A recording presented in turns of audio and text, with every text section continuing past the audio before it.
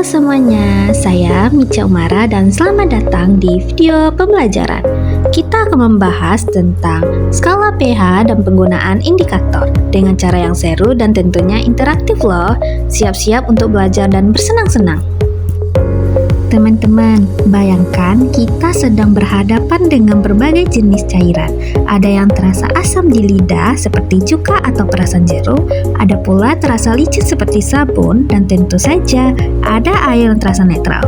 Nah, bagaimana cara kita mengukur tingkat keasaman atau kebasaan cairan-cairan ini secara ilmiah?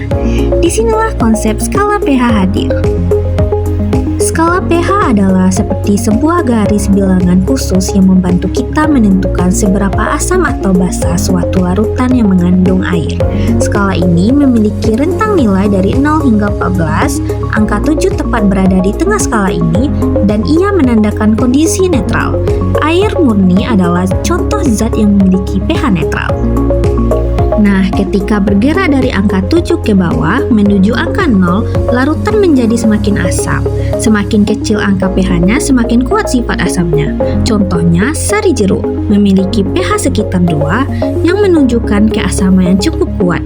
Di sisi lain, jika kita bergerak dari angka 7 ke atas menuju angka 14, larutan menjadi semakin basa atau alkali. Semakin besar angka pH-nya, semakin kuat sifat basanya. Contohnya, larutan sabun biasanya memiliki pH di atas 7.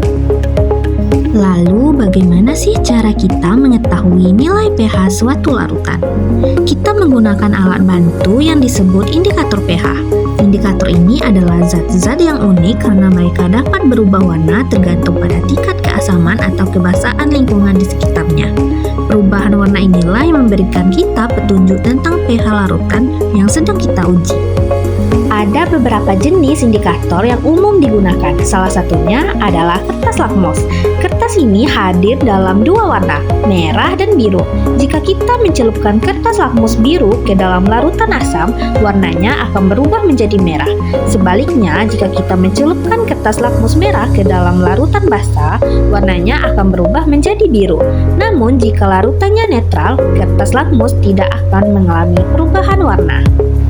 Untuk mendapatkan perkiraan nilai pH yang lebih akurat, kita bisa menggunakan indikator universal. Indikator ini sebenarnya adalah campuran dari beberapa indikator yang dirancang sedemikian rupa sehingga menghasilkan spektrum warna yang berbeda untuk setiap nilai pH dari 1 hingga 14. Biasanya, indikator universal tersedia dalam bentuk kertas yang dicelupkan ke dalam larutan yang akan diuji, dan warna yang dihasilkan kemudian dibandingkan dengan bagan warna yang disediakan untuk menentukan nilai pH-nya. Jadi, sederhananya, skala pH adalah cara kita mengukur keasaman atau kebasaan suatu larutan yang menggunakan angka, sedangkan indikator pH adalah alat bantu visual yang memberitahu kita tentang pH larutan melalui perubahan warnanya. Dengan memahami keduanya, kita bisa lebih baik mengklarifikasi dan memahami sifat-sifat berbagai zat di sekitar kita. Sekian dari penjelasan saya tentang skala pH dan penggunaan indikator, dan sampai jumpa semuanya.